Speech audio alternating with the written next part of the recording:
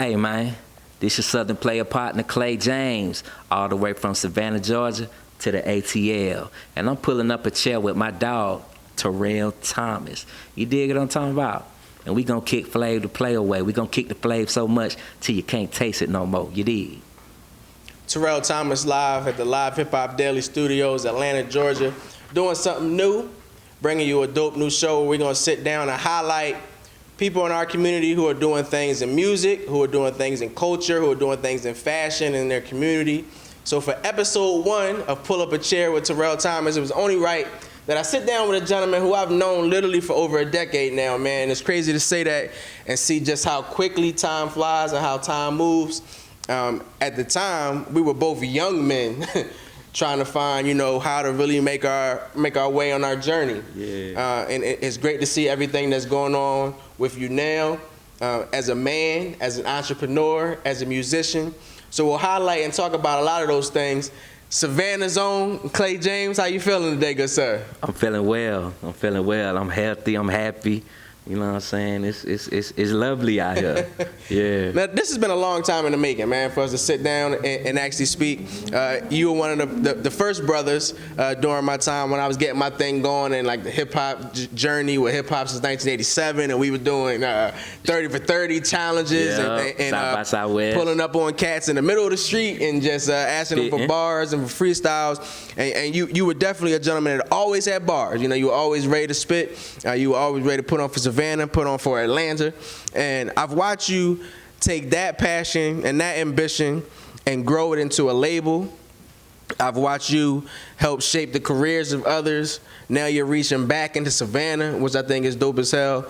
And some people know about Savannah. They may know of Big Boy, they know of yourself, but I don't really think they truly understand Savannah. So once again, it's great to see you doing that.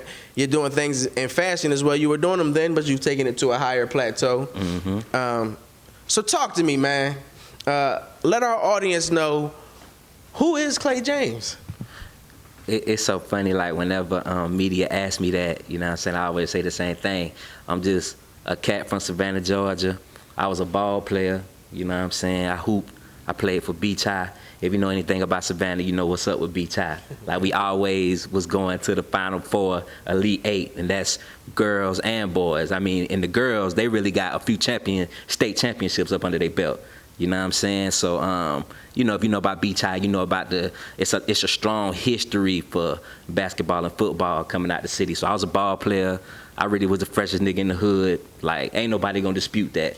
Nobody from our era is gonna say I wasn't. You know what I'm saying? Because I had the same shoes and the same Coogee and Versace and all that type shit that the dope boys had. You know what I'm saying? My niggas that was on the corner, they was my inspiration for the fashion. So I was dressing like them, but you know what I'm saying? I wasn't slinging no iron and slinging no dope. You feel me? I just had a couple of jobs, and I used to cut grass, and then, shit, my grandmama, she used to spoil me or whatever, because she was the candy lady in the hood. Okay. So when all the kids was coming to her door with the J's on, she already knew what she had to buy me. You know what I'm saying? So we was rocking like that. I ended up coming up to the 8th for college. I went to Georgia State University, and that's where I started picking up on the music thing, because we right downtown in Atlanta. All the artists is coming to our school for various reasons, whether it be to pick up broads, to pass out CDs, you know what I'm saying, all that type of shit. We in the heart of downtown, we right across the street from Walter. So I kind of got sucked in by the whole hip-hop culture and idea inadvertently. And then one of my frat brothers, because I'm a member of Kappa Alpha Psi Fraternity Incorporated. Respect. So one of my frat brothers was like, nigga, you really got shit shaking on campus. You might as well, like, put out a song or something, be a rapper. And at first it didn't make sense to me, because my mind was really all over the place. I was about to go to the military, because I wasn't really feeling school no more. And then I had so many women and just so much stuff going on. So I really sat down one day and was like, man, you know what? Out of the people that's putting out the music in the city right now, we got similar stories. Like, they might work, you know what I'm saying? Because all it takes is really you just being a little bit popular. And then you find your sound, and then shit, man, we already had a distribution system set up, because all the women at school, they coming from all over the country. So they already in tune with what the Noob's doing on campus. All I got to do is find a good song for them to take back to their hometowns. And that's how the buzz started. So I started going to the studio, recording. I ended up recording my first song. It was a song called Party Started. My first rap name was CJ the Fly Guy. That's indeed. So they called me Fly Guy on campus. You know what I'm saying? Because I was fly. You know what I'm saying? Polo head to toe. Like, I was going crazy. But I put out the song Party Started. I ended up giving it to Stewie Rock at 107.9. Okay. Because he was hosting. Yeah, that's my big homie. He was hosting all our parties at the time. So he hosting the party. I already had him wearing my clothing line, Bliss. And it was just an easy little transition, like, hey, let me play my music for you. He like, man, give me that song. I'm gonna put it on Battlegrounds. We're gonna let the people decide whether you got what it take to be in this industry. So man, they put the song on Battlegrounds. I end up winning every day. And for people who don't know what Battlegrounds is, explain to them. Okay, so Battlegrounds is a competition between independent artists, mostly, you know what I'm saying, on Hot 107.9. They pick 2 songs from 2 independent artists, and they play them for about a minute, 30 minutes, 45 seconds each song, and then people call in and they vote for which song was the best, in their opinion. So I ended up becoming the Battlegrounds champion and getting retired off of there. So once that happened, I was like, damn, this rap thing could really work for me. You know what I'm saying? So after that, I got in the studio. I started working on my first mixtape, which was a rendition of Kanye's College Dropout. I spelled college with a K because I was a noob. I am a noob, I'm sorry. And it was hosted by DJ Iceberg, which is one of my best friends. So he also a member of Kappa Alpha Psi Fraternity Incorporated. So we put out the first mixtape. We did it on that piff. And then after that, I just stayed in it, just doing mixtape after mixtape after mixtape. I met some girls from Texas. Me and my dog, a pimp, Sweet Tooth. You know what I'm saying? That's when he was going crazy in Texas. We met some girls out there, and they was like, yo, y'all need to go to South by Southwest. So I ended up going to South by Southwest. Long story short, probably my 3rd year going, I ended up catching the eyes of Doggy Style Records. And that's when I ended up getting my first situation with Snoop Dogg and Doggy Style Records. Actually, I was on Doggy Style Records South with his cousin, Papa Loke. And that's when things really started to move for me. I had Snoop behind the scenes working for me, and I also was being mentored by Big Boy from Outkast. Okay, so we're going to dive into both of those gentlemen. Two icons that it's a blessing that, you know, you've had the opportunities to work with and learn from. But I want to give our audience a little bit more of you so they can understand who you are now and whatnot. Talk to us about Savannah, Georgia. You know, like people think of tourism. They don't, you know, they don't really understand. One thing that I've learned throughout my journey is people don't understand that it's a hood everywhere. And I mean that's a blessing that I feel like me, Danny, we've been able to go out on our trips and go to other towns and meet artists, and it's like we might be going to Bumwood, you know, Alabama somewhere, and we thinking it's the Hook Hills or something. And you get trenches. There, yeah, and it's the trenches. like, you know, talk to us a little bit more about Savannah and give our audience a perspective of like what it was like growing up there. It was fun. It wasn't easy. You know what I'm saying? Like, one of the main reasons I moved from Savannah is because, you know what I'm saying, the culture. If you want to keep it 100, like, I was a ball player, I was fresh, so, you know, quite naturally niggas was hating. You know what I'm saying? So my car got shot up on some random shit one day in front of the library. You know what I'm saying? So my mama wasn't feeling that shit, and then like 2 weeks later, my house got broken into. They stole all my mama jewelry, and they took a bunch of my gear. You feel me? So I sat back and said to myself, like, all right, 2 things. I could handle this 2 type of ways, right? I could move, cause my mama, it was stressing my mama out to the point where, like, I ain't never seen her like that. I know it put a lot on her heart. Cause at the time I got partners, they dying right and left. Cause that's just what it is in Savannah. Like, it's a street city. Everybody think it's like tourism and all that type of shit. Yeah, it's cool, it's beautiful. We got a beach and all that type shit, but on that west and that east, you know what I'm saying, shit could get real because it's a lot of poverty. It's a lot of drugs being sold, you know what I'm saying? It's a lot of niggas getting money, so it's a lot of jealousy. It's a lot of, you know, it get real down there. So, you know, I ended up sitting back and I was like, man, just for my mama, peace of mind, I'ma move to the A with my uncle. So I ended up moving to the A and finishing out my last year of high school at McEachin out there in Powder Springs, or whatever. But like I said, that year, I lost a couple partners in the street. You know what I'm saying? Like, I felt like we was going to funerals a lot when I was little. You know what I'm saying? And one of my best friends got killed. Hell, arguably the most legendary rapper outside of Big Boy from Savannah is Jason Camouflage Johnson. He died a couple years before I moved. You know what I'm saying? That was like our poster boy. That was supposed to be the one that was really supposed to put us on the map. You know what I'm saying? You talk about somebody who was moving 50,000 units out the trunk, you know what I'm saying, before he got his deal with Universal. Like, Holmes was really about to take off. So, you know, when we saw, like, the hood hero get killed, you know what I'm saying, and motherfuckers really ain't give a fuck about even his life, you know what I'm saying, it kind of put things in perspective far as everybody else who was living down there. Like, if you wanted to really be something and have some things, you might want to think about moving.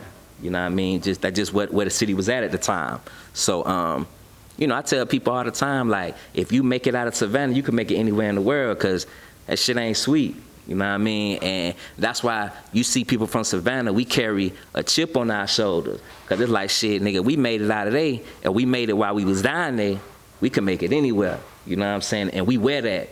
You know, like, you know some more people from Savannah, like, them boys from Streeters X, you know what I'm saying? They wear that shit. You could tell, like, them boys done been through some shit, and now they up. And that's why I asked you too, because once again, as I was saying, I've had the pleasure of going to some places, some hoods, and like, I've been to Savannah 3 times. My first time, it was with some tourist shit, so it was about the beaches, and I think Forrest Gump was shot at certain places. Where movies was shot, you know. Then the second time I did, you know, like, I went more with artists to really see what the city looked like, you know what I'm saying, and then hearing stories from yourself, hearing stories from cats like Rollo, and let you know, like, so I did. I wanted you to highlight that it is very real there. That is very real there. It ain't sweet now. Don't go down there going to that beach and going downtown and not being on your P's and Q's, and you take a wrong turn. You know what I'm saying? End up in some bullshit. You know what I'm saying? But it's a beautiful place, great food. You know what I'm saying? As long as you stay in your lane, you ain't gonna get fucked with. As long as you ain't being too flashy, you ain't gonna get fucked with. You know what I'm saying? So, you know, I love where I'm from. That shit made me who I am today. So you mentioned Big Boy, and once again, this is Terrell Thomas sitting down with the one and only Clay James for episode 1 of Pull Up a Chair with Terrell Thomas. You've mentioned you know, working with Snoop Dogg, working with Big Boy, and you explained to us in your younger days, though, you know, you were a ball player. So as a youngin', maybe not as focused. Of course, the hip-hop culture is what we live. So whether you're in tune with music that was going on, the culture is there. As a youngin' in Savannah, what was it like after Camouflage was killed, and then watching Big Boy's rise to say an Outkast rise? What was it like watching Outkast and Big Boy take off? Well, okay, so Flage got killed in 2003. Big and Outkast, I think they took off around like 92, 93. So that was more so the music our parents was bumping. Okay. Like, you find out about Outkast because your mama might be like, you know, Twan went to Duran Middle School. Twan, Big Boy, Twan mama live around the corner from us. Twan auntie stay around the corner. It was like that type shit. Okay. And then in the hood I stayed in Cloverdale. So Big used to do like an annual cookout across the street at Bowles C. Ford Park, across from my hood. That was the first time I seen a Rolls Royce in person, when he pulled that shit up there. You know what I'm saying? So it was like, that was my infatuation with Big, was on some, damn, like, it's somebody who made it out of Savannah and went way to the top. Now with Camouflage, that's more so like the neighborhood hero type shit. Okay. Like, everybody, you saw him rise from the streets of Savannah. You saw him get in some bullshit. Hell, nigga, if you was at the skating ring at the right time, during a certain era, you might have seen Flowers fighting at the skating ring. Like he was really one of us. Like also, like we saw that shit go from him being in Crime Affiliates. It was a group called Crime Affiliates. Okay. To him going solo, to him fucking with Birdman, Pastor Troy, all these mainstream artists before his untimely demise. So it was just different situations. Like we saw Flowers rise up. With Big Boy, it was like an urban legend. It's like you heard about that shit. Cause he way older than us, so that's how that was. So how did your relationship start with him? How did the mentorship begin? When did y'all relationship begin to take off? Because what happened was when I started buzzing, it was enough people that knew him because people said I remind him of Outkast. So it was enough people saying that to where his family members caught it and was like, "Hey, boys, it's a cat named Clay James. You might want to check him out." He heard it one time, and I'm sure he probably was like, all right, whatever. People tell me shit like this all the time. But then I got cool with his brother James somehow. I forgot how me and James met. But then James went to him and said, hey, it's a little cat named Clay James. He from our side of town. You should check him out. So then I tweeted him on his birthday. I was like, yo, happy birthday to the Savannah legend. You know what I'm saying? I look up to you type shit. And that shit got hella retweets, right? So then he tweets me back and he like, Clay James, I've been looking for you. So when that happened, we started DMing. He gave me his number and he's like, man, pull up this Stank on You.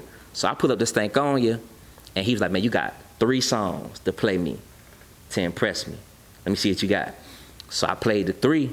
You know what I'm saying? He was standing kind of behind me. So I kind of looked in my peripheral to see if he was vibing with a nigga. So I seen that nigga, he was like, you know what I'm saying? So he's like, man, play 2 more. So I ended up playing 5 songs and he was like, shit, whatever you need, just holler at me. You know what I'm saying? I can't promise you nothing, but I can promise you that I'll be there. Like I answer the phone, you know what I'm saying? You always have somebody to talk to, and we just build a relationship. That's so love. We just ended up, everybody thought I was gonna sign with Big Boy, you know what I'm saying? And at one point, people don't know this, Snoop and Big was trying to figure out a joint venture situation. Okay. At one point, but that shit ain't never happened. But it was That's like, everybody was like, they was trying to work that shit out, but we couldn't get it straight, you know what I'm saying? Like, Dogg was busy, Big Boy was busy, so like when Dogg was in Atlanta and we was at Stank on You, we had a little meeting about it, and then we was supposed to get back to it, and then I ended up going on tour with Snoop. Big Boy ended up putting out his album, and we just couldn't link it back up like it was supposed to. But like if that shit would have happened, I would have been out of here.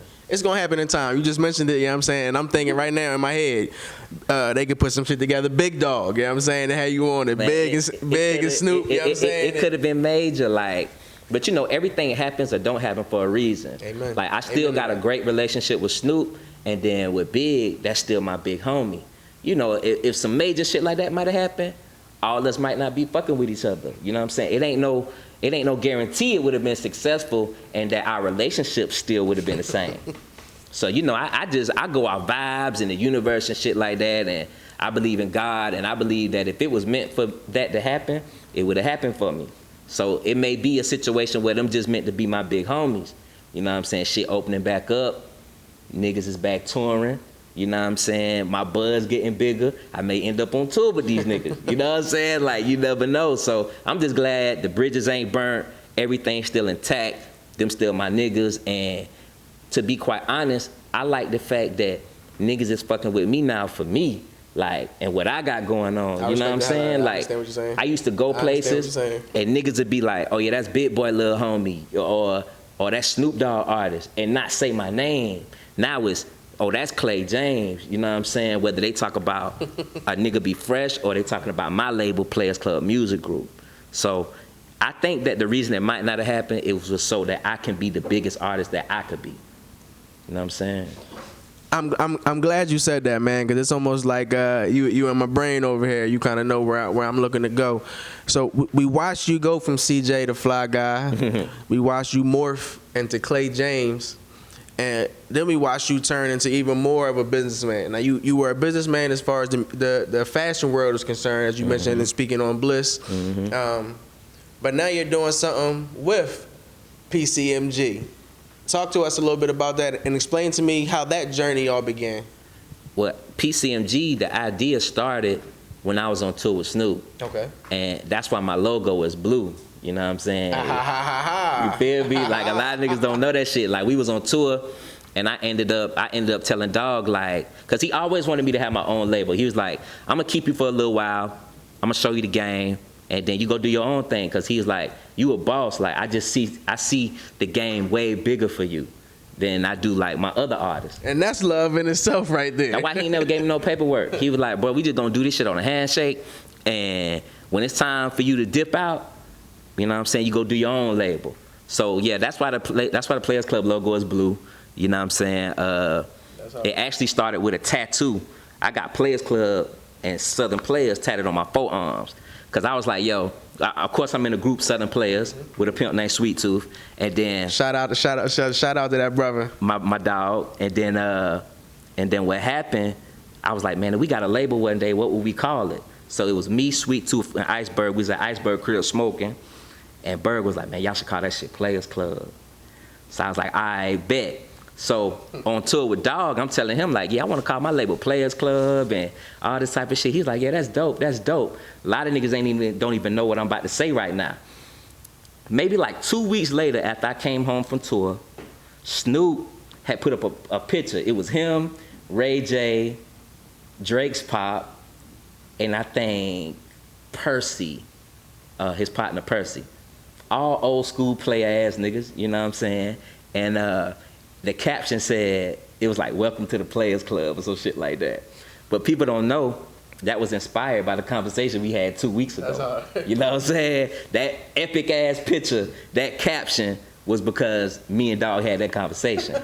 So it was just some wild shit, but it started around that time, but I actually got the business straight on it a couple years ago. Like LLC, started building business credit, started actually signing up artists to distribution and management, you know what I'm saying? And right now my roster consists of Chris J, King Elway, Respect out of Savannah, Georgia. He incarcerated right now, but he coming home soon.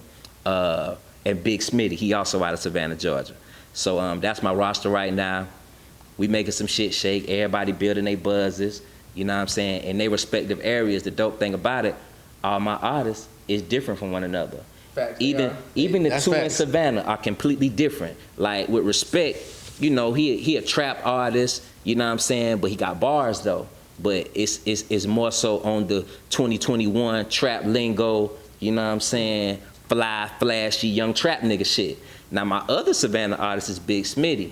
He a lyricist, you know what I'm saying? Like bona fide lyricist. All he listen to is lyricists. All he rap about is lyrical shit. It's bar for bar for bar, you know what I'm saying? And you know, what a good example of him is being a kid that's from the streets, but he ain't a street nigga. See what I'm saying? Like he work a regular job. It was plenty of times where Smitty could have went left, but he chose to go the right way. You know what I'm saying? Something like me. You feel me? So I relate to Smitty directly. His neighborhood is directly next to my neighborhood back in Savannah. So I felt like I had to get me somebody from my side of town. You know what I'm saying? Then you got Chris J. He's a stoner rapper. He's a hybrid, I would say, between Smoke DZA, Wiz Khalifa, and Currency. Shout out to that brother too, cause he's a hustler. I see him all over the place doing his thing. Saw him a lot of times in South by Southwest. Yeah. Shout out to Chris, man. Much respect to that young brother. One time you interviewed me at South by Southwest, I took him down there with me. That was his first time going. That's love. You know what I'm saying? And I told him down there, I said, look, if I ever get in a position to put you on too, I'm gonna do that shit. So 5 years later, he with me on PCMG, you know what I'm saying? And to be quite honest, this the best his shit ever been looking. Far as brand awareness, he selling more merch, he getting more YouTube views, he getting more streams, you know what I'm saying? He happier, you know what I'm saying? Like it just, his brand is going to a whole nother level since we partnered up. Then you got King Elway. He's like, he's from Griffin, Georgia. He's like everybody's country cousin. He like the nigga at the cookout. You might see him on the grill, you might see him rolling dice, you know what I'm saying? You might see him playing spades. Like he a jack of all trades, and he is loved by pretty much everybody in the Atlanta metro area. I've never heard nobody say they don't like King Elway. Like, they like his spirit. Yeah, stand-up cat. He's a nice guy, you know what I'm saying? He also was a ball player in high school. Okay, I didn't know that. I found that out from going to gripping and fucking with him. Like, folk were like, yeah, boy, Marquise was hard. Like, he had a jumper. See, I ain't know that shit. And see, it makes sense a lot why we click the way we do. Both of us country is a motherfucker. Both of us, you know what I'm saying? And both of us used to hoop, and both of us like fly shit. So, you know what I'm saying? I really got a lot of love for Elway and what he bringing to the team. He also a hard-ass worker, too. You know what I'm saying? All my artists work hard as fuck, but like Elway on some, I compare him to being like he like a Nipsey Hussle in Griffin. That nigga got a barbershop, a wing spot. He selling merch, you know what I'm saying? He selling music. Like, he do it all. Like, he hosts community events, you know what I'm saying, at the park and shit. Like, he really solid down there. I like what he got going on in his community. And he's a dope father. All my artists are good fathers with the exception of Chris, because he don't have no kids yet. You know what I'm saying? But, you know, all my artists are good fathers. They in their kids' lives. Ain't no baby mama drama shit going on. You know what I'm saying? That's a blessing in itself. So it's like, I got a roster full of stand-up niggas, and that's why I go so hard for them. Because I see me in each one of them boys. Whether it's a nigga from the trap or a nigga that got a 9 to 5. I see me in all them boys, and that's why I go so hard for them. You're also adding to your resume and stepping out and doing some new things in the world of acting, good brother. That's big. So talk to me, man. What does Clay James have up his sleeve as far as movies? What are you working on, and when will we see you on the big screen? Y'all should see me on the big screen this summer or early fall. We just wrapped up a movie a couple months ago called Out on a Limb. It's starring Trey Chaney and Jamal Woolard. And I got a cool little role in there. I'm Tommy the Dope Boy. You feel me? So they were just like, shit, come with the flavor you coming with right now on your regular everyday life. Like, we want you to be you in this role. You know what I'm saying? So that shit was fun as hell. Rollo from Savannah is also in there. Okay. You know what I'm saying? He got a dope ass role too. I'll let him tell y'all about that whenever you interview him next. You know what I'm saying? So that shit, that's my partner. You know what I'm saying? Me and Rollo from the same side of town. That my big homie. So, you know, it was dope working with him. Like, we got some scenes together and shit. I'm actually looking over 2 more scripts for some movies that I can't really speak on that right now. That. I understand. But I understand. Out on a Limb is coming out, you know what I'm saying? And I think Out on a Limb gonna give me like a foot in the door to really catch some more acting shit, some more like serious roles, and, you know, venture out into that world too, because that's one of my dreams as well. Okay. Well, that's very dope to see, man. It's great to see you continuing to strive for new heights and accomplishing, you know, those goals. I cannot let you leave the chair and not talk a little sports action, because see, we do a lot of talking about music. Yeah. But it's funny, dog. You're a gentleman that social media works in a funny ass way, because we don't have to see somebody. You be on a whole other side of the globe, but we interact. We talk every day. Yeah. We talk every day, dog. Facts. And like, as I was thinking about this, like, I'm like, damn, we talk every day, and probably about 85 to 90% of what we discuss is something going on in the world of sports. Facts. We right now we're in the dead heat of the NBA playoffs. The Phoenix Suns have already moved on in the Western Conference, so they're awaiting an opponent between Utah and the Clippers. Yeah. With us being down here in Atlanta, we see what the Hawks are building. They may be a little bit ahead of schedule. They're currently in a battle against the Philadelphia 76ers. We'll see, you know, how that series sways. The Nets and the Bucks are in a battle. Unfortunately. You know, we'll see how things go in that round. What are your thoughts been about these 2021 NBA playoffs, and who do you see when it's all said and done, when the dust settles, being crowned the champ this year? Well, I feel like these playoffs kind of expose some of the bubble teams. You know what I'm saying? Amen. Like, me personally, I said it was going to be an asterisk by the bubble situation once the season really started back, and I was proven right. You know what I'm saying? Because it ain't the same not playing in front of them people. You know what I'm saying? Playing in like, shit, man. We played against more people in AAU than they had to play in front of in the bubble. You know what I'm saying? So, and these are professionals. And that shit matters, bro. That crowd participation, hecklers, I'm sorry. All that shit matter, man. That shit add to the pressure. You know what I'm saying? When you gotta look in thousands of people's eyes when you at that free throw line and it's determining whether y'all win that game or not. You know what I'm saying? So, you know, I that's how I feel about the bubble compared to this year. And I like what's going on this year. Like, I'm happy that we finally got a potential superstar down here, because Atlanta needed a superstar and a great basketball team, because this is a city for that shit. You know what I'm saying? A predominantly African-American sport, you know what I'm saying? And everybody call Atlanta the Black Mecca, so it's only right that we have a good basketball team, because the city gonna stand behind that shit. You know, Atlanta like winners, you know what I'm saying? So that's facts.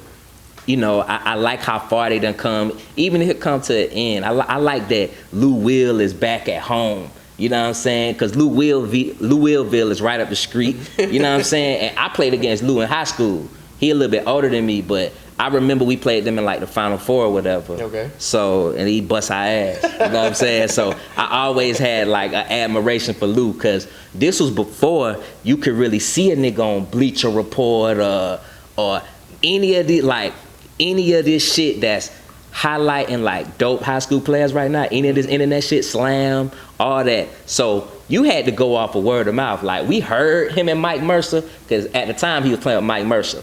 We heard them niggas was hard, but we in Savannah, we like, man, whatever. We the best niggas in Savannah, so we thinking like, whatever. You know what I'm saying? Like, we about to take this shit this year.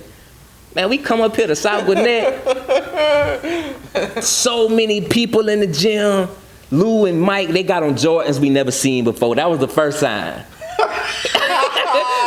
We was like, hold on, but them niggas got the J's that ain't came out yet. I had all the J's. That was sign number one right there. Bruh, that was a sign. Them shits came straight from Jordan, bruh. Them shits came straight from Jordan brand. So I was kind of like, alright. You know what I'm saying? Then, and it was just the vibe. Like, the first play of the game, niggas threw an alley from half court. Mike threw it to Lou. Lou caught it. Jim went crazy. And it was just like, okay, I understand the hype now. So, you know, for me to see him come back home, you know what I'm saying, is dope as hell.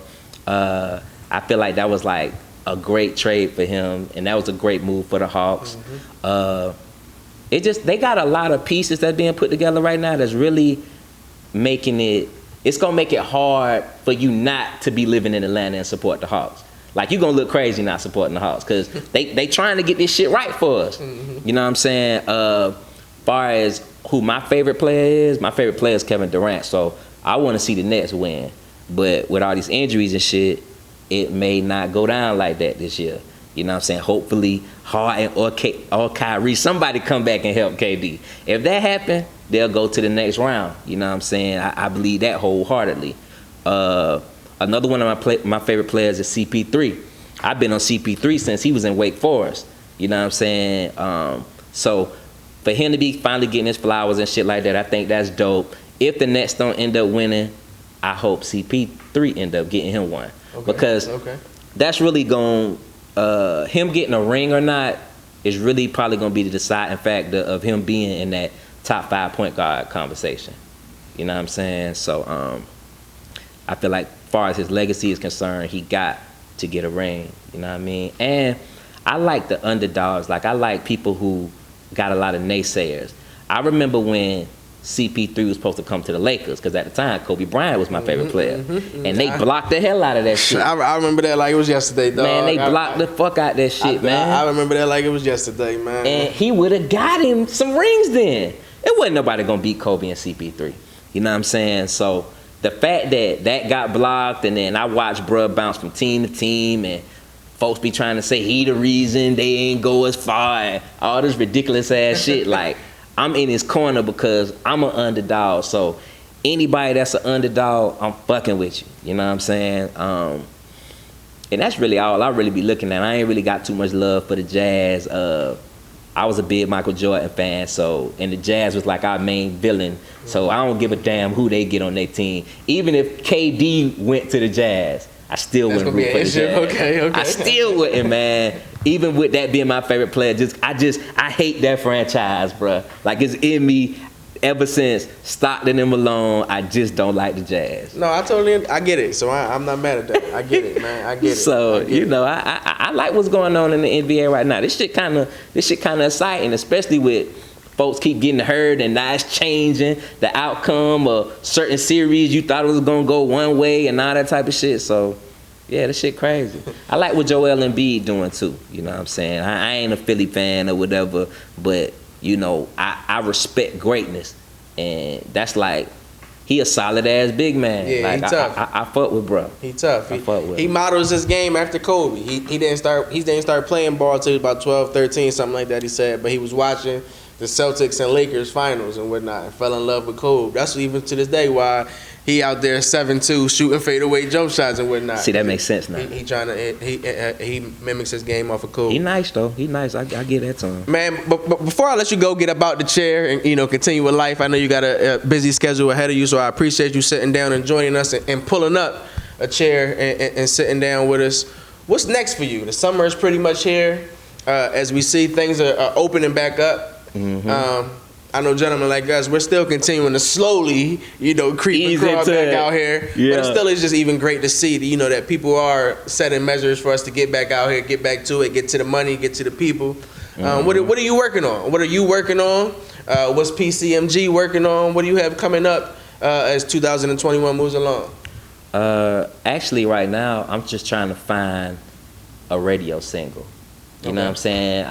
I was yourself for myself. Okay. Yeah, because I got a new management deal with Ferrari Simmons. Yes. And Justin Hatney. So right now, when they was analyzing, they're like, man, it's so many people know you and you got so many cosigns. It's like, why it ain't go to the next level yet? So when we were just going off the list of shit I done did and shit I ain't did, Ferrari was like, damn, you never had a song to bring all these people from Savannah to Atlanta to LA. I get a lot of love in New York and I get a lot of love in Houston too. He was like, you haven't had one song that brings all your core fan bases together. So I think we need to focus on getting you one song, you know what I'm saying, something that's radio friendly. And I think that's gonna be the thing to take you to the next level. So I just been recording. I stopped whatever my plan was before that management deal. I said, yo, fuck that. All y'all niggas that I work with that produce and make beats, y'all need to be sending me beats. I need to try to find me a radio single. So I just been working trying to find me a single. I already got 2 EPs done. Okay. You know what I'm saying? I just need a lead single that we can work, that we can get, because the DJs love me too, especially coalition DJs, you know what I'm saying? So we need a single to really get everybody in tune. Everybody that's fucking with Clay, from the media, the DJs, the street niggas, the college cats, the girls, you know what I'm saying? The pimps out in Vegas, you feel me? Like, cause they show me a lot of love too.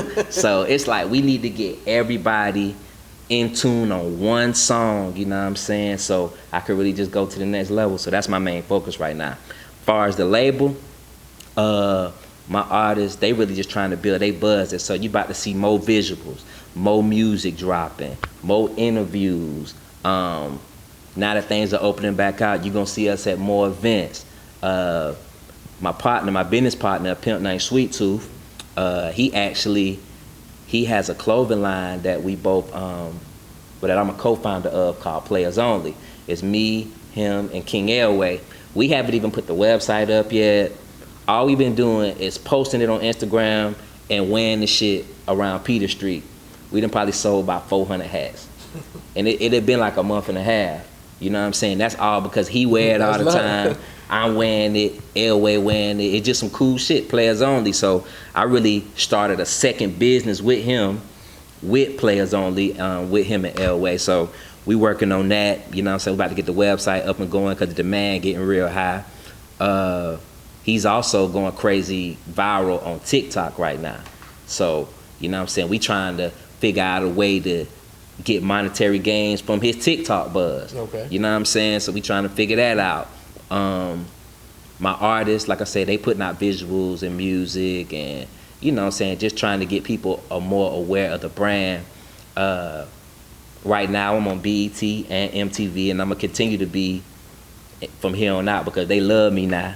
You know what I'm saying? And Elway has a video that's spinning on BET and MTV. It's called Different Places. I feel like that's a pretty dope record. It's something for the heart. It ain't no club banger or nothing like that. It's something for you to listen to that I think we all as young black men can relate to, because it's about police brutality, and it's about just us being from different places, white people, black people, but in the end, we all the same, you know what I'm saying? If we can look past the skin color and really see, like, you know what I'm saying, we all can get on the same page if we just look past the physical shit and then really talk to each other and see, like, damn, like, you know what I'm saying, it ain't really got to be like this, you know what I mean? So he really speaking on that in his record. Chris J, he got the smoking hoodies popping off. He going crazy out there in Cali. He was just at the Larry June pop-up, blessing him with some merch day before yesterday. You know what I'm saying? And he putting out more music. Smitty, Respect, they putting out music. Like, I got everybody moving. I told him, I say, shit, you know, I got the way I got from constantly staying in these folk face. And I was good people. I ain't burned no bridges. You know what I'm saying? Like, even when I did get into it with somebody, I apologize. You know what I'm saying? Like, you ain't never too big of a man to apologize, especially if you wrong. You know what I'm saying? So I tell them, like, don't burn no bridges. Let's pop up at these events. Let's keep putting out this music, and, you know what I'm saying, let's keep on pushing the brand forward. And I also push their brands. You know what I'm saying? It's PCMG, but I also push whatever they trying to push too, because this shit a conglomerate. Like, I don't want them niggas to just be known as Clay James artists or PCMG. Like, I want their companies to be known. I want their merch to be known. I want their brands to be bigger than PCMG. But PCMG just be the house of all the brands, you know? So that's where I'm at with it. Man, let our audience know how they can stream some of your music, how they can follow you via social media, so they can get in tune and see. You're very social, as I mentioned. We talk damn near every day via social media, so you're very social. You engage and interact on social media, on Twitter, on Instagram. So please let our audience know how they can stream your music and how they can interact with you on social. Okay, so on the streaming, on the DSPs, just type in Clay James. On YouTube, type in Clay James. A whole bunch of dope ass shit gonna pop up. You know what I'm saying? Far as following me, at Who Is Clay James, that's on everything. All social media, at Who Is Clay James. You know it's me because I'm finally verified on everything. You know what I'm saying? So, you know, click the nigga with the blue check. You feel me? So, yeah. You know what it is. Hit the subscribe button. Make sure you stream his music. Stay tuned for the next episode. We'll be right back. Much love.